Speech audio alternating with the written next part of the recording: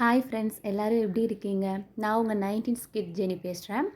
Okay, இன்றைக்கி நம்ம என்ன ரெசிபி பார்க்க போகிறோம்னு பார்த்தீங்கன்னா, அரிசி புட்டு தான் பார்க்க போகிறோம். பச்சரிசியில் தான் அரிசி புட்டு செய்வாங்க. இதுதான் காமனாக எல்லாம் பண்ணுவாங்க. பட் நான் இந்த புட்டில் வந்து வேறு ஒரு அரிசியும் ஆட் பண்ணியிருக்கேன். அது என்ன அரிசி அப்படிங்கிறது இந்த வீடியோட எண்டில் தான் நான் சொல்லுவேன். ஸோ நீங்கள் வீடியோ வந்து ஸ்கிப் பண்ணாமல் வீடியோ முழுக்க பாருங்கள். ஸோ அப்போ தான் உங்களுக்கு நான் என்ன அரிசி ஆட் பண்ணியிருக்கேன்னு தெரியும். அதுக்கு முன்னாடி நீங்கள் என் சேனலை சப்ஸ்கிரைப் பண்ணுங்கள். 90s kit Jenny channel. நான் இப்போ புதுசாக சேனல் ஓப்பன் பண்ணியிருக்கேன். ஸோ உங்கள் சப்போர்ட் எனக்கு வேணும். ஸோ என்னோடய சேனல் உள்ளே போய் ப்ளேலிஸ்ட் ஓப்பன் பண்ணி நான் வீடியோஸ் எல்லாம் அப்லோட் பண்ணியிருக்கேன். எல்லாத்தையுமே பாருங்கள். பிடிச்சிருந்தால் மறக்காமல் சப்ஸ்கிரைப் பண்ணுங்கள். அப்போ தான் நான் போடுற எல்லா வீடியோஸோட நோட்டிஃபிகேஷனும் உங்களுக்கு வரும். சரி, வாங்க வீடியோக்குள்ளே போகலாம். நான் இந்த மாதிரி அரிசி மாவை வந்து ரெடி பண்ணி வச்சுருக்கேன் பாருங்கள். பச்சரிசியை காய வச்சு அரைச்சி ரெடி பண்ணி வச்சுருக்கேன். இதோட நான் இன்னொரு மாவும் ஆட் பண்ணியிருக்கேன். அது என்ன நான் வீடியோட எண்டில் நான் சொல்கிறேன். ஸோ நீங்கள் அந்த மாதிரி ட்ரை பண்ணி பாருங்கள். புட்டு அவ்வளோ ஒரு டேஸ்ட்டாக இருக்கும். இந்த பாத்திரத்தில் நம்ம அரிசி மாவை எடுத்துக்கலாம். நான் கொஞ்சம் நிறையா பண்ணுறேன். ஸோ அதிகமாக மாவு எடுத்துக்கிறேன். இந்த கரண்டியில் தான் எடுத்து போடுறேன். இந்த கரண்டி அளவு வச்சு தான் நான் சர்க்கரையும் ஆட் பண்ணுவேன்.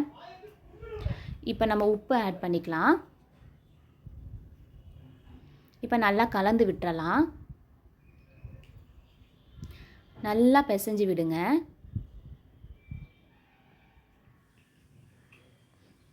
எல்லா பக்கமும் அந்த உப்பு கலந்து இருக்க மாதிரி பண்ணி விட்டுறலாம்.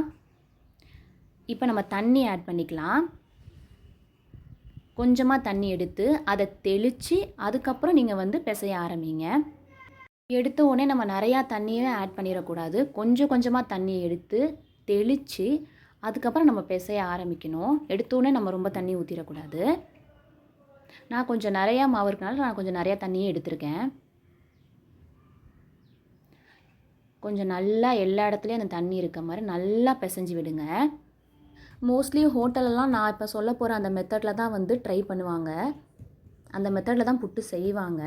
ஸோ நீங்களும் அது மாதிரி ட்ரை பண்ணி பாருங்கள். உங்கள் எல்லாேருக்கும் அந்த ட்ரிக்கு தெரியுமான்னு எனக்கு தெரியல. ஒரு தடவை இந்த மாதிரி செஞ்சு பாருங்கள், டேஸ்ட்டு எப்படி இருக்குன்னு. அதுக்கு நீங்கள் வீடியோட எண்டு வரை வெயிட் பண்ணணும். ஸ்கிப் பண்ணிடக்கூடாது. நான் இடையில கூட சொல்லுவேன்.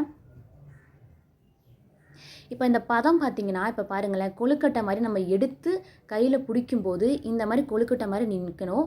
உதுத்தாலும் நல்லா அப்படியே உதிரணும். அப்படி இருந்தால் தான் புட்டு மாவு வந்து கரெக்டான பக்குவத்தில் இருக்குது அப்படின்னு நம்ம சொல்லலாம். ஸோ நீங்கள் வந்து நல்லா தண்ணி ஊற்றி பிசைஞ்சதுக்கப்புறம் இந்த மாதிரி ட்ரை பண்ணி பாருங்கள். இந்த மாதிரி நிற்கணும். ஸோ அதுக்கப்புறம் ஊற்றி விட்டுருங்க. இதுதான் வந்து பக்குவம். இப்போ நம்ம வந்து இட்லி பானையை ரெடி பண்ணிக்கலாம். தண்ணி ஊற்றி இட்லி பானையை வச்சுட்டு மேலே துணி போட்டாச்சு. இப்போ நம்ம மாவை எடுத்து போட்டுடலாம். புட்டு செய்கிறது ரொம்ப ஈஸிங்க. ஒரு தடவை இதை ட்ரை பண்ணி பாருங்கள்.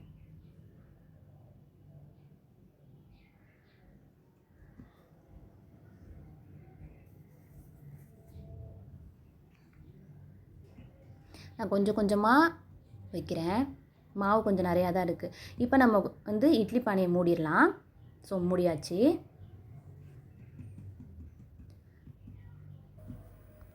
ஒரு 10 நிமிஷத்துக்கு இந்த புட்டு வேகட்டும். ஒரு 10 நிமிஷம் போதும். நல்லா வெந்துடும். இப்போ நம்ம திறந்து பார்க்கலாம். பாருங்கள், இந்த மாதிரி தான் இருக்கும்.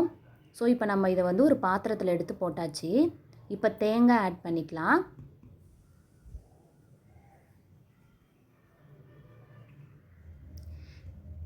இப்போ சர்க்கரை ஆட் பண்ணிக்கலாம்.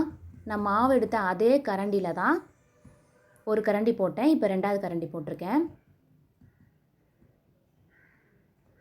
ஸோ இப்போ எண்ணெய் விட்டுக்கலாம். நல்லெண்ணெய் யூஸ் பண்ணுங்கள். இதயம் நல்லெண்ணெய் நான் யூஸ் பண்ணியிருக்கேன். இப்போ வந்து மிக்ஸ் பண்ணி விட்டுறலாம்.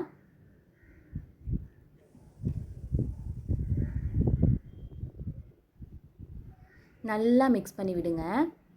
எண்ணெய் எல்லா இடத்துலையும் இருக்கிற மாதிரி, தேங்காயும் ஃபுல்லாக இருக்க மாதிரி நல்லா மிக்ஸ் பண்ணி விடுங்க.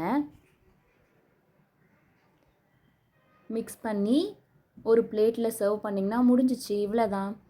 ஆமாம் ஜெனி, ஏதோ ட்ரிக்குன்னு சொல்கிறியே, என்ன ட்ரிக்கு நீ சொல்லவே மாட்டுற, வீடியோவே முடிய போதேன்னு நீங்கள் கேட்குறீங்களா? அது என்ன ட்ரிக்குன்னு சொல்லட்டுமா? நார்மலாக எல்லோரும் எப்படி புட்டு செய்வாங்க? பச்சரிசியை காய வச்சு அதை அரைச்சி புட்டு செய்வாங்க. இதுதான் நார்மல்.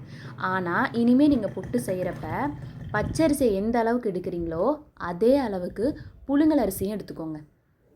ரெண்டையுமே கழுவி காய வச்சு ஒரே குவான்டிட்டியில் ரெண்டையும் எடுத்து ரெண்டையும் கழுவி காய வச்சு அரைக்கும்போது ரெண்டையும் சேர்த்தே அரைங்க. அதுக்கப்புறம் அது ஒரு வாளியில் ஸ்டோர் பண்ணி வச்சுக்கோங்க. அதுக்கப்புறம் புட்டு செஞ்சு பாருங்கள், அல்டிமேட்டாக இருக்கும் புட்டு. ட்ரை பண்ணி பார்த்துட்டு இந்த மாதிரி புழுங்கல் அரிசியும் ஆட் பண்ணி பச்சரிசியும் ஆட் பண்ணி அரைச்சி அதில் புட்டு செஞ்சு ட்ரை பண்ணி பார்த்துட்டு பிடிச்சிருந்தா எனக்கு ஒரு கமெண்ட் பண்ணுங்கள், லைக் பண்ணுங்கள், முக்கியமாக ஷேர் பண்ணுங்கள். ஸோ இந்த மாதிரி டிஃப்ரெண்ட்டான ரெசிபி உங்களுக்கு தெரியணும் வேணும் அப்படின்னா என் சேனலை சப்ஸ்கிரைப் பண்ணுங்கள். அப்போ தான் நான் போடுற ஒவ்வொரு குக்கிங் வீடியோஸ்லையும் ஏதாவது ஒரு டிஃப்ரெண்ட்டான ஏதாவது ஒரு மெத்தட் சொல்லியிருப்பேன். ஸோ நீங்கள் உங்களுக்கு அந்த மாதிரி வீடியோஸ்லாம் வேணும்னா என் சேனலை சப்ஸ்கிரைப் பண்ணுங்கள், லைக் பண்ணுங்கள், கமெண்ட் பண்ணுங்கள், ஷேர் பண்ணுங்கள்.